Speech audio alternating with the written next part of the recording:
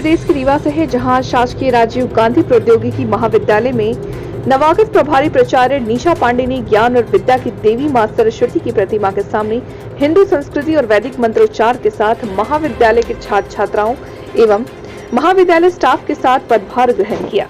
उन्होंने पदभार ग्रहण करने के साथ ही अपनी प्राथमिकताओं में महाविद्यालय के छात्र छात्राओं को बेहतर शिक्षा और शांतिपूर्ण माहौल उपलब्ध कराने की बात कही।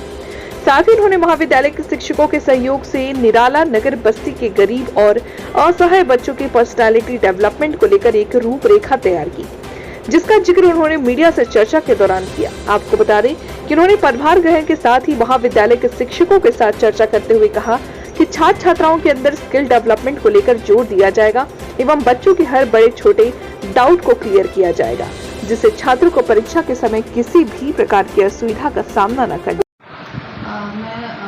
मेरे बगल में निराला नगर की बस्ती है। मैं उन बच्चों को 2-2.5 साल से पढ़ा रही हूँ। मैं बहुत सारे बच्चों में बहुत लगन भी है, वो मुझे पर डे फ़ोन करते हैं। उसके तहत भी मैंने सोचा था कि अगर मैं प्रभारी प्राचार्य बनती हूँ तो ये चूँकि जो शिक्षण की जगह है, ये मंदिर होता है और मंदिर का जो प्रसाद है वो हर किसी को मिलता है। तो अब मैंने ऐसे सोचा है अपने दिमाग में कि उन बच्चों का किसी पास के स्कूल में एडमिशन करा देंगे तो बच्चे एग्ज़ाम वहाँ देंगे, लेकिन बच्चे पढ़ेंगे हमारे यहाँ एक रूम में। अब वो पढ़ेंगे कैसे? हमारे यहाँ पर्सनालिटी डेवलपमेंट का कोर्स होता है, सिलेबस होता है। हमें कॉलेज के बच्चों को पर्सनालिटी डेवलपमेंट पढ़ाना पड़ता है। तो जब बच्चे एज अ टीचर उन छोटे बच्चों को पढ़ाएंगे तो उनकी पर्सनालिटी ऑलरेडी डेवलप होगी। ये एक कॉन्सेप्ट भी मेरे माइंड पे था। अब मैं इसको यथार्थ में कितना उतार सकती हूँ ये भगवान ही जाने और ऊपर वाला जाने। जी मैम, महाविद्यालय में आपके द्वारा पदभार ग्रहण करने के बाद क्या कुछ प्राथमिकताएं रहेंगी आपके द्वारा? पदभार ग्रहण करने के बाद मेरी पहली प्राथमिकता यही रहेगी कि पूरे कॉलेज में जो है सुख शांति अनुभव करें छात्र छात्राएं, हमारा स्टाफ, और शांति के माहौल में हमारा जो कॉलेज है वो उन्नति की ओर अग्रसर हो। सभी बच्चों का रिज़ल्ट अच्छा हो, सभी प्राध्यापक खुश रहें। सभी के जो कार्य हैं, जो पेंडिंग कार्य हैं, बहुत सारे प्राध्यापक मुझे भी इंक्लूडेड हैं, हम लोगों के बहुत सारे कार्य पेंडिंग हैं।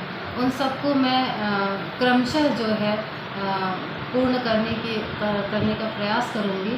साथ ही जो बच्चों की लर्निंग्स है, मेन है कि बच्चों की लर्निंग्स कैसी होनी चाहिए। तो हमारे पास लैब की व्यवस्था नहीं है, लेकिन मैं शुरू से ही बच्चों को ऐसा पढ़ाती हूँ कि लैब जो है हम प्रकृति को ही एज अ लैब बच्चों को दिखाते हैं, क्योंकि प्रकृति में हर संसाधन, हर स्ट्रक्चर हमें देखने को मिलता है। तो लैब की कमी हमारे पास ज़रूर है, लेकिन अगर हम बच्चों को पढ़ाना चाहें या हमारे टीचर्स बच्चों को पढ़ाना चाहें तो हम इस प्रकृति रूपी लैब का उपयोग करके बच्चों को बेहतर ढंग से पढ़ा सकते हैं।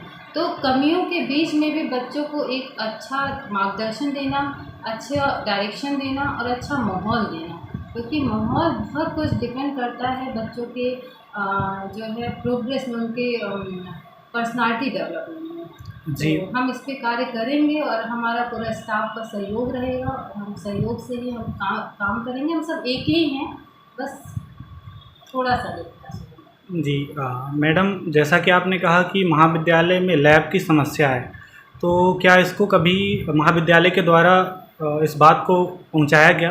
सर, पुरानी बातें तो मुझे कुछ नहीं पता है, क्योंकि हम एज अ कॉर्नर पे ही रहते थे, लेकिन ऐसा मैंने सुना है कि कुछ कुछ कभी प्रयास हुए हैं और हुए होंगे, पर फिलहाल अब मैं आगे प्रयास करने की कोशिश करूँगी। देखिए, शासकीय कार्य है, पैसे ज़्यादा अमाउंट पे लगते हैं, उसकी प्रोसेस होती है, तो धीरे धीरे सभी कार्य होंगे। करने की क्षमता होनी चाहिए, करने की चाह होनी चाहिए। जी मैम, आपका नाम? मेरा नाम निशा पांडे है। जी धन्यवाद।